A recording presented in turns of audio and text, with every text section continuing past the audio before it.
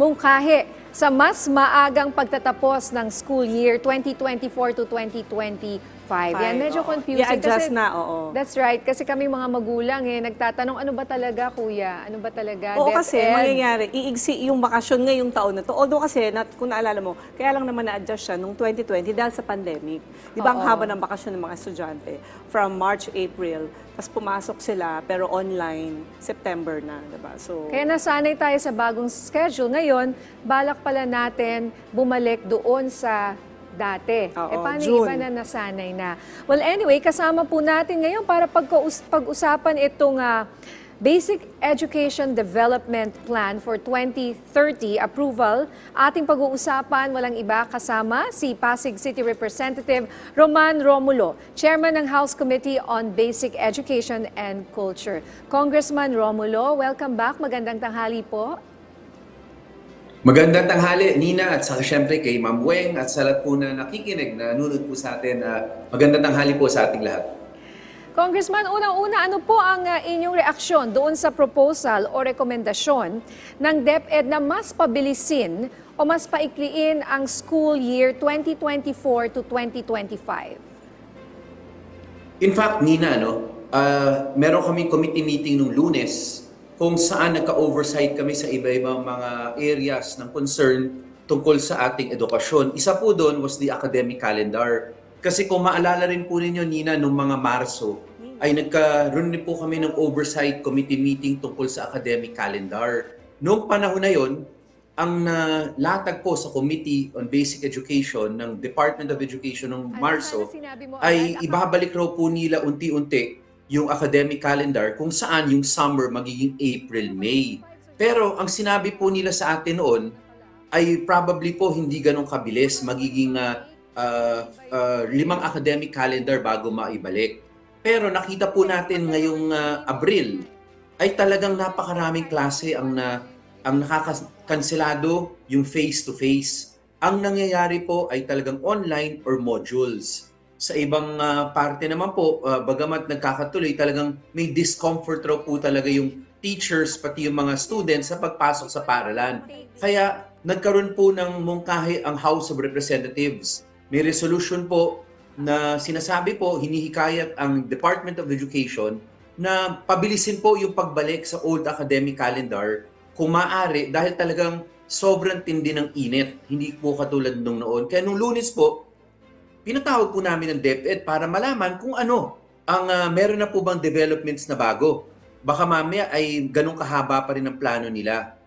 Nung dumating po sila nung Lunes, sinabi po nila meron silang nasubmit na mga alternatives sa Malacanang at kasama po doon ay yung pagpapaiksi na po nung pagbabalik ng panahon sa old academic calendar. Meaning, by next year, hopefully, yan na yung huling academic calendar na meron pang pasokan ng Abril. Pagkatapos po ng next year, balik na po talaga sa dating old academic calendar kung saan April at May magiging summer vacation na po ng ating mga teachers at ating mga mag-aaral.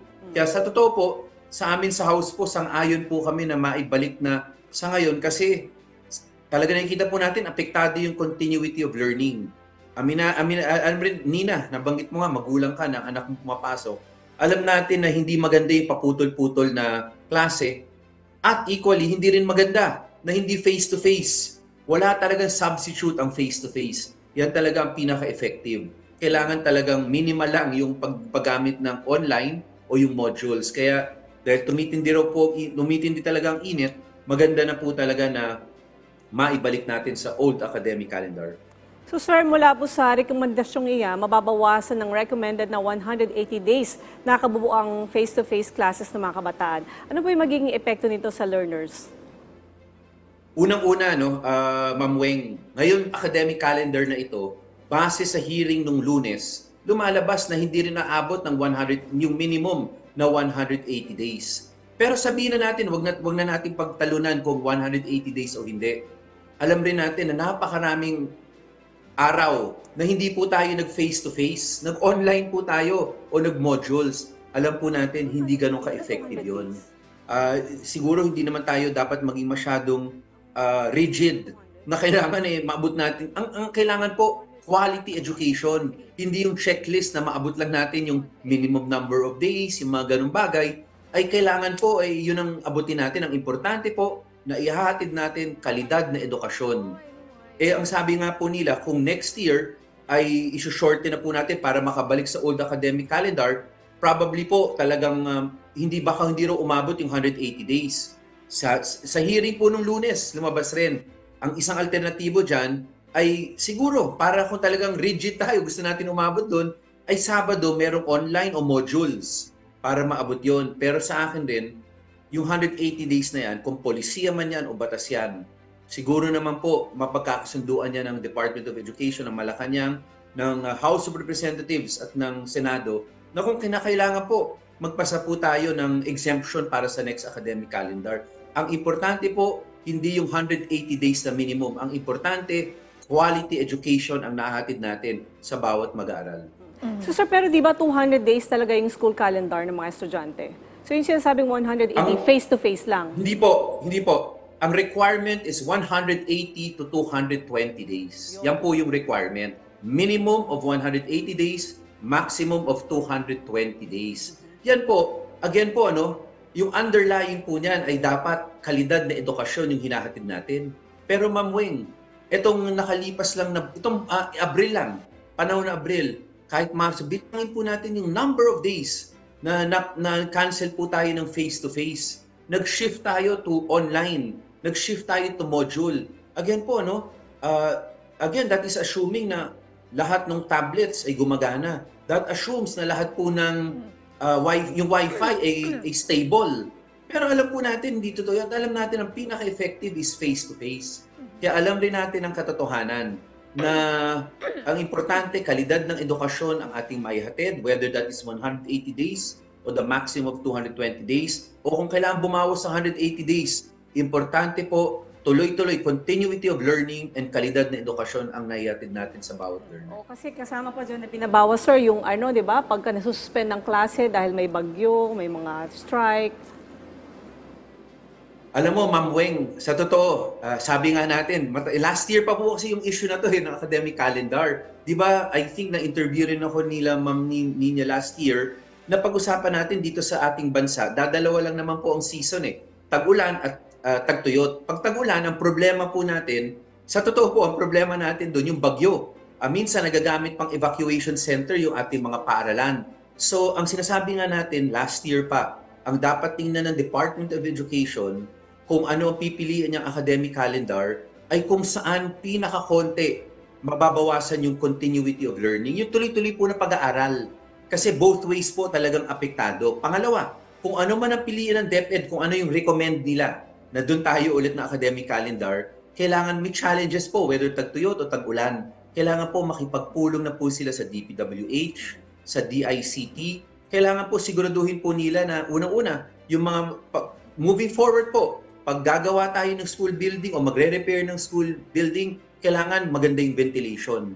Kung talagang hindi kaya po, siguro panahon na po na tingnan rin po, dahil maaraw naman sa Pilipinas, baka naman yung mga solar panels, panahon na maglalagay po tayo sa mga paaralan. Kasi yung electric fan po, minsan po, sa ibang lugar, talaga naglolokohan na lang po tayo pag sinabi natin, sapat yung electric fan. Kasi hindi rin po talaga kaya.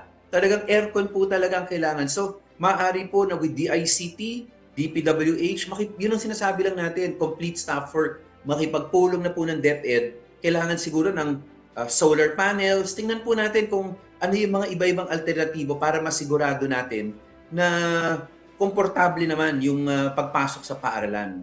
Again po, whether tag-tuyot o tag-ulan, parehong may challenges yan. Pangalawa, pag tag-ulan naman po, siguro dapat konsultahin ng DepEd, i-identify na po nila lahat ng DepEd schools, lahat ng schools. Tingnan na po, tanungin sa DPWH, lahat po ba yan may proper drainage? Lahat po ba yan safe po yung assuming umulan, yung flooding po ba mangyayari sa mga paaralan namin o hindi? Kailangan po talaga mapaghandaan whether kung ano man yung academic calendar year natin dahil pareho po may challenges. Pero again po, complete staff work, kailangan talaga makipagpulong ng DepEd sa iba-ibang ahensya ng gobyerno. Alright, so Congressman, parang sinasabi nyo whether palitan o hindi, pareho lang. So it's not a question about papalitan mo ba yung school calendar. Kasi ako bilang magulang, yung tag-ulan is also a problem. Tag-init is also a problem. So it's the same. That's my personal opinion. So ang tama po kayo, it's the quality of education that matters the most. Whether it's tag-ulan, tag-init, may climate change, kung sasabihin masyadong mainit, isa naman baha. Parang ano po ba talaga ang gagawin po talaga natin dito po sa problemang ito? Ang importante po talaga yung quality of education ang tutukan po. Siguro, Congressman. Makakausap po natin muli si Congressman Roman Romulo. Nasa linya na po siya ng telepono. Magandang tanghali po ulit, Congressman. Yes, magandang tanghali po muli, Ma'am Nina, Ma'am Weng, magandang tanghali po ulit. Dito naman po tayo sa usapin na aprobado na ng National Economic Development Authority o NEDA ang Basic Education Development Plan 2030 ng DepEd. Ano po ang inyong reaksyon dito at ano po ang mga karagdagang programa na nakikita ninyong makakatulong sa Sustainable Development Goals ng basic education sa bansa? Ang totoo po niyan, hindi pa nasasubmit sa amin po yan. So probably nasa executive department pa rin po yung Basic Education Development Plan. Sa parte po ng Kongreso, ang ginagawa po namin ngayon ay yung mga reforms sa edukasyon na nakita po namin unang-una, nabigay sa amin ng EDCOM 2 sa pag-aaral ng EDCOM 2 at syempre po yung mga inihain din ng ating mga kapwa mambabatas. So sir, isa din po sa inaprubahan ng NEDA ang matatag agenda. Ano po ang nakikita ninyong major contribution sa mga kabataan ng programang ito mula nang ilunsad ito nitong nakaraang taon? Alam mo, ang matatag curriculum para sa akin po, sang-ayon ako lalong-lalo na yung sa grades 1 to 3. Sa totoo po, sa ilalim ng curriculum ng K-12, masyado po naging congested ang mga competencies and marami masyadong subjects, marami masyadong competencies. Sang-ayon po ako na una, binawasan po ang subject sa grades 1, 2, and 3. Tama po yun.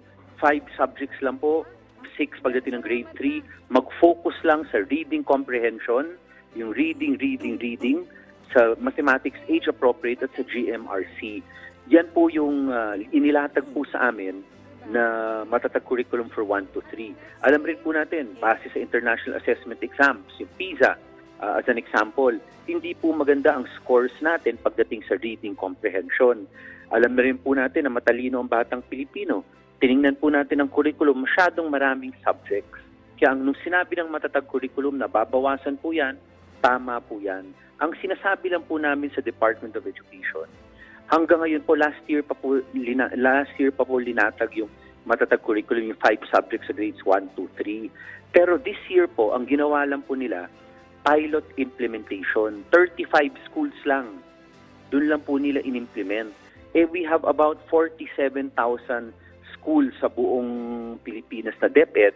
38,000 po doon, I think, is yung basic, yung elementary. So imagine po, kung 35 lang, pinilot ninyo, yung effect po hindi mararamdaman ng mas maraming mag-aaral na Pilipino. Ang sinabi po nila sa amin nung Lunes sa committee meeting ay dahil kailangan pa po nilang pinilot para makita nila kung mabisa o hindi. Pero Ma'am Nina, Ma'am Weng, alam natin ang totoo. Reading comprehension, kahit magtanong tayo sa kahit sinong dalubhasa, it is already a science. Kung paano effective maituro yan. Matagal na po yung paano maituro ng tama para maintindihan. So, alam po natin na dati hanggang ngayon yan pa rin yung ginagamit. Dapat po ay implement ng maayos, bawasan lang ang subject. Sabi ko nga sa DepEd, hindi ko maintindihan. Alam na natin na hindi maganda ang resulta ng international and local assessment natin. So kung hindi tayo gagawa ng reforms agad-agad, why will we expect na magpapalit yung kalidad ng edukasyon? Kailangan po talaga natin mag-reforms agad. Yung matatag curriculum kailangan implement agad, lalong-lalo na 1 to 3. Yung sa ibang level po, sige po, kailangan pag-aralan yun. Pero yung 1, 2, 3, reading comprehension po yan. Yan yung pinaka-basic foundational subject. Kailangan po talaga, yan yung ma-impart natin sa ating kabataang mag-aaral. Alright? From 35 na pilot to 40,000 plus schools, no? So, sana po ay magawa na rin po yan sa lalong madaling panahon. Good luck, Tama po yan. good luck rin po sa DepEd. Marami-rami po yan. So, maraming salamat na po, Congressman, Representative, Pasig City Representative Roman Romulo, ang chairman ng House Committee on Basic Education and Culture. Thank you. Salamat po.